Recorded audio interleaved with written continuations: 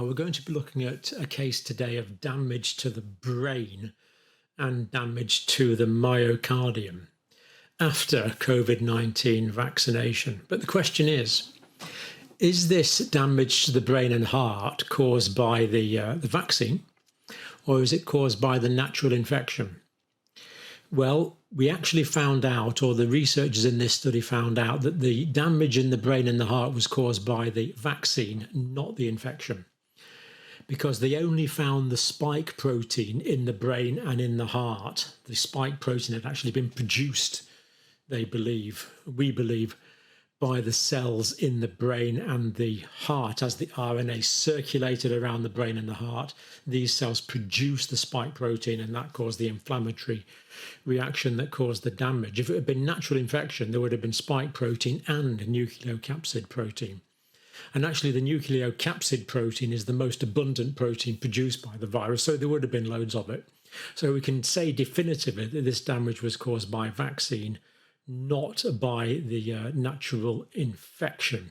Let's have a look at the proof for that now. So here we see the SARS coronavirus 2 virus that we're familiar with, the spike protein here, of course. Now, the spike protein can occur on the virus itself, or the spike protein is also generated by the vaccine.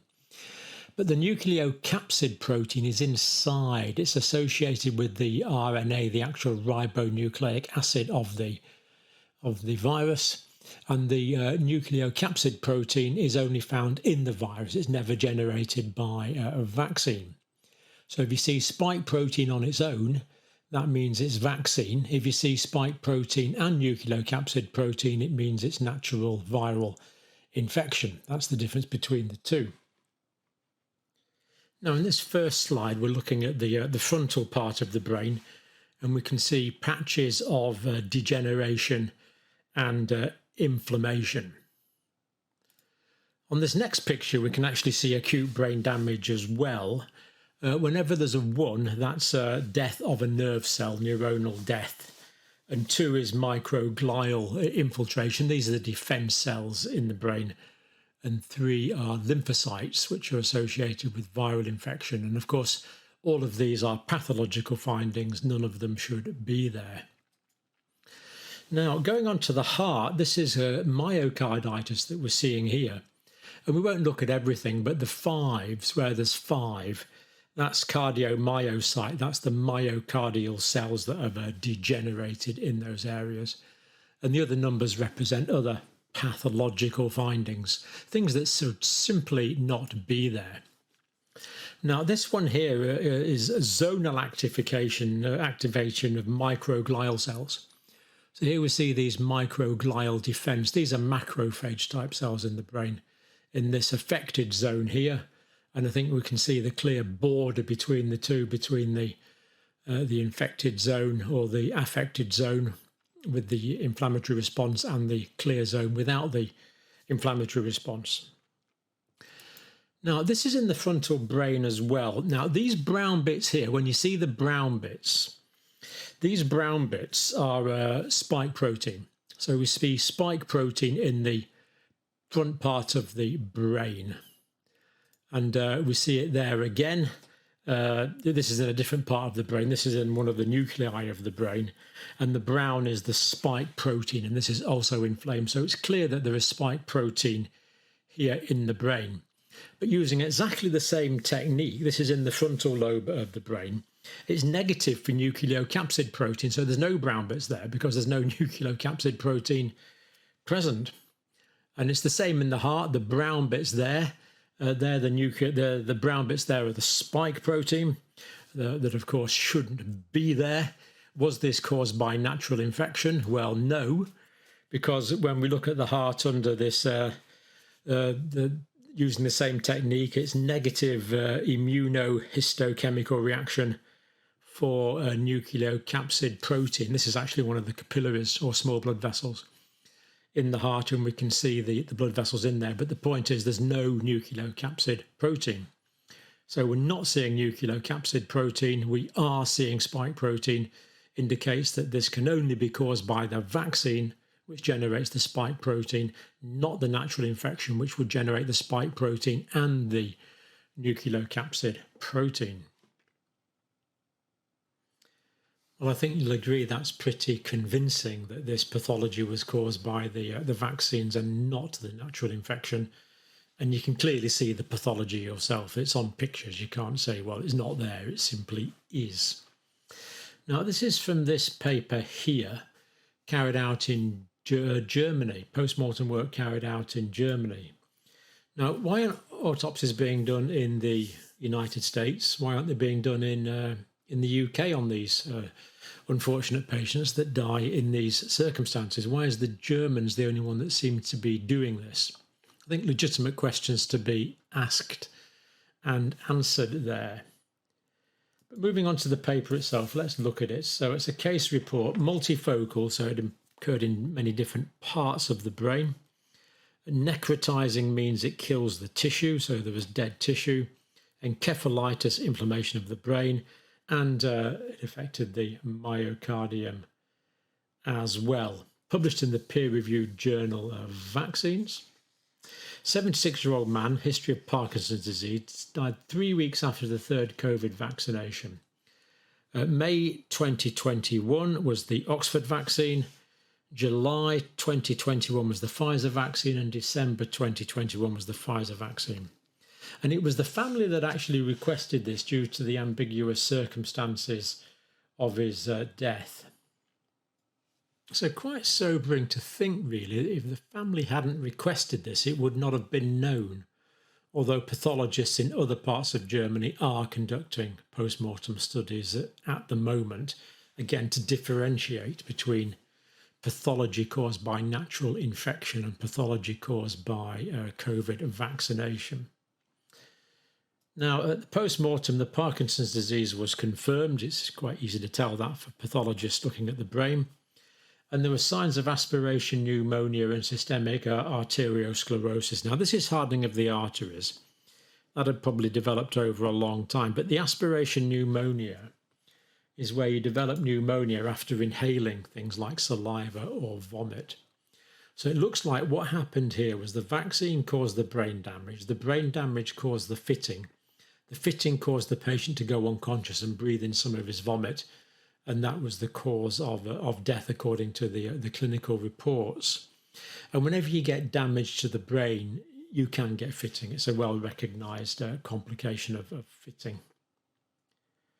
So the histopathological analysis of the brain, acute vasculitis, that's inflammation of the blood vessels in the brain. And this actually makes perfect sense because the vaccine that's absorbed systemically, it doesn't come into direct contact with the tissues because the blood doesn't come into direct contact with the tissues, at least not initially. But the vaccine circulating around the body will come into contact with the blood vessels. So the lipid nanoparticles containing the RNA will go into the blood vessels, and it's the blood vessel cells themselves that will express the spike protein. It's supposed to be expressed by the muscles in the arm, of course, but here it's being expressed by blood vessels in the brain and the myocardium. And then, of course, once the antigen is there, once the spike protein is there, we're going to get the associated inflammatory reaction to that. And the lymphocytes are the type of white blood cells that typically combat viral infection. So multifocal necrotizing encephalitis, dead parts of the brain, different parts of the brain. Pronounced inflammation from glial and lymphocytic cells. So again, these are the defense cells in the brain trying to combat the presence of the antigen. In the heart, there were signs of chronic cardiomyopathy, which may well have been there before, but mild, acute lymphohistotic myocarditis and vasculitis. And acute in the medical context means of recent onset. The patient had no history of COVID-19. He did not have COVID-19, and immunohistochemistry for SARS coronavirus 2 antigen was conducted for spike protein and for nucleocapsid protein. They were looking for both proteins. But of course, they only found the spike protein. They did not find the nucleocapsid protein. So checking for the nucleocapsid protein, checking for the spike protein, both were looked for, as we saw in those photographs. Only spike, but no nucleocapsid protein could be detected within the foci of inflammation, brain and heart. So only spike protein, meaning it was produced by the vaccine, not natural infection. Spike protein detected in the endothelial cells of the small blood vessels primarily. Now, some quotes from the paper are really quite strongly worded, really. Since no nucleocapsid protein could be detected, the presence of spike protein must be ascribed to vaccination rather than to viral infection. Must be ascribed.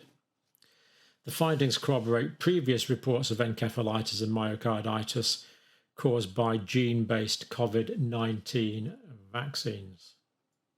And of course, this is completely true. We've looked at previous post-mortem studies from Germany that show this sort of pathology in the heart, and this is also showing us it's in the brain.